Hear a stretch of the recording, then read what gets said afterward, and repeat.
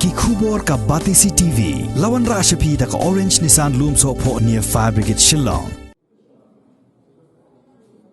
ha ka sien ka badin kong apo ka ni ka jila Meghalaya menteri rangba Conrad Kongkal sangma ula penyo da ka wheelchair ka balong kum ka thok arsaka ka badan ru yu accelerator bat u handbrake ya usamla justi pi renta thiang ubre usamla nong seng kam la jong upadan jingduna hakit khatman Uniu samlau de nakasnong maublay kabaha papo ka Mairang Civil Subdivision bat hadu menta wat laudan hapdeng ka jingduna ki department penban blayeng lagi jong ki kijan da ka pasna bat than ya ki mula bat yakini ki mula la penya yo shakishnong ba per bat shakiriu shimen ki bujuan thiet ki mula ki ba uniu samla ujushna kaba khampla kalong ba yakini ka wheelchair thuk la ban pentulun hasurong bat hakilenti ki singkien om da ka petrol kum bajulong ki thuk arsaka henrei da ka bosu charge da ka boarding electric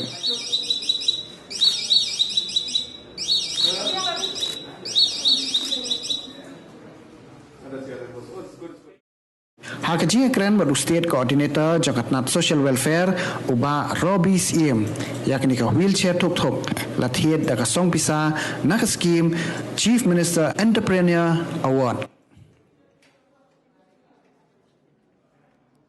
Mr. Tatyang, in the last e-challenge program of the entrepreneurship program that we had, he had received an award for the entrepreneurial work that he is doing. And in that program, when we had seen, all of us had seen the challenges that he faces, I had announced that day that we'll be giving him at least a mobility vehicle or some sort of support from the government side, and we're very lucky that during that time this new technology was introduced by some individuals in Chennai. And so the timing was very good, and we were very happy and thankful to the entire team, especially Mr. Raju and the entire team in the social welfare department and other individuals who were involved in this, to be able to make this happen today. So I'm very thankful to them, and I hope that this unit will really be of great help to Mr. Tatyang. At the same time, I'm also hopeful that his entrepreneurial ventures that he's doing will also be an example to other differently abled people in our state to realize that that these challenges should not stop them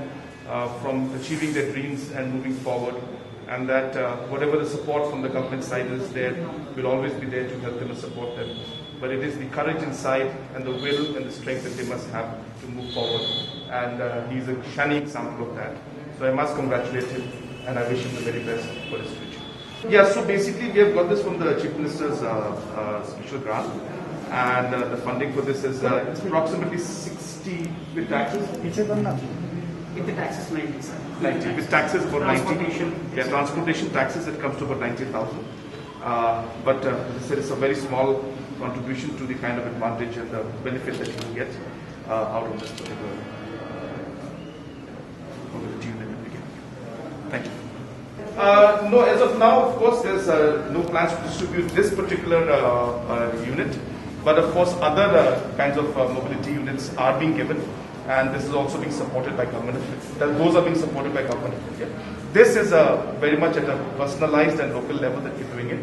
It was just after seeing the entrepreneurial initiative being taken by him that we thought that we should show our support for it. So it's just one of a kind. But obviously, we'll see in the future if it is required, and if we see that there is a scope for it to move forward. Definitely, the government will be happy to move into it and see if we can provide this to others also.